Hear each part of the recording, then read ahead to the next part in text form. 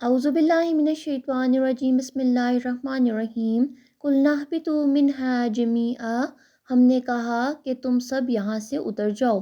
فَإِمَّا يَأْتِيَنَّكُم مِّنِّي ھُدًى، پھر جو میری طرف سے کوئی ہدایت تمہارے پاس پہنچے، فَمَن تَبِعَ ھُدَايَ، تو جو لوگ میری اس ہدایت کی پیروی کریں گے، فَلَا خَوْفٌ عَلَيْهِمْ وَلَا هُمْ يَحْزَنُونَ، ان کے لیے کسی خوف اور رنج کا موقع نہ ہوگا۔ تو تم سب یہاں سے اتر جاؤ، اس میں بتایا گیا ہے کہ آدم نے تو توبہ کی اور اللہ نے قبول کر لی، اور آدم علیہ السلام اپنی نافرمانی پر عذاب کے مستحق نہ رہے۔ اللہ تعالیٰ نے ان کی توبہ بھی قبول کی اور انہیں اس کے بعد نبوت سے بھی سرفراز کیا، تاکہ وہ اپنی نسل کو سیدھا راستہ دکھا کر جائیں۔ جنت سے نکلنے یا اترنے کا حکم دینے کا مقصد یہ نہیں ہے کہ زمین ان کے لیے دارالعذاب تھی، بلکہ انہیں زمین کی خلافت کے لیے ہی پیدا کیا گیا تھا۔ جنت میں صرف امتحان کے لیے رکھا گیا تھا۔ جب اللہ تعالیٰ نے حضرت آدم علیہ السلام کو پیدا کیا اور پھر علم عطا کیا، دنیا کی چیزوں کے نام سکھائے، تو اس وقت ہدایت کا علم نہیں دیا گیا تھا، اس لیے وہ شیطان کے بہکاوے میں آ گئے۔ انہیں نہیں پتہ تھا کہ اگر اللہ کی نافرمانی کر لی تو کیا ہوگا، یہ والا علم تب تک نہیں تھا۔ یہاں پر اللہ تعالیٰ اب وہ علم دے رہا ہے۔ تو اللہ تعالیٰ نے فرمایا، میری طرف سے ہدایت آئے گی، اس کی پیروی جو کرے گا تو ان پر نہ خوف ہوگا نہ وہ غمگین ہوں گے۔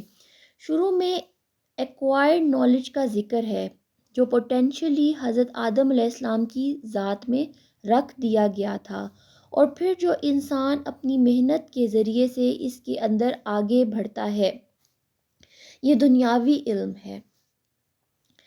یہ جو اب دیا جا رہا تھا وہ ریویلڈ نالج ہے، جو آسمان سے نازل ہوتا ہے، یہ وحی ہے۔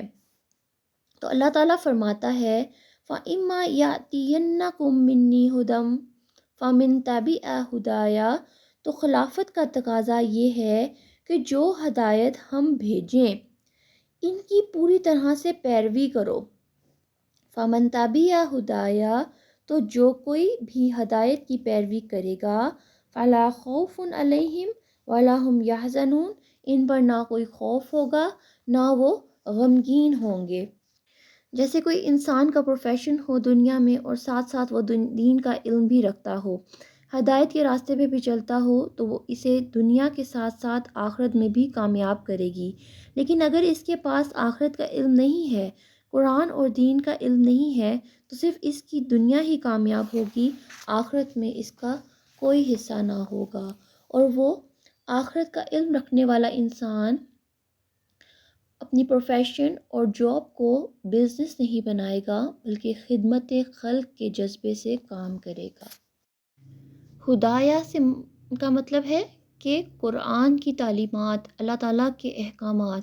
تو جو شخص اللہ تعالیٰ کے احکامات کی پیروی کرتا ہوگا، وہ اپنے تمام معاملات کو اس کے مطابق کرے گا، جس کی بنا پر اس کی آخرت بھی بہتر ہو جائے گی اور دنیا بھی بہتر ہوگی، اور آخرت میں بھی اس سے کوئی نہ غم ہوگا نہ خوف ہوگا نہ ہی کوئی رنج ہوگا۔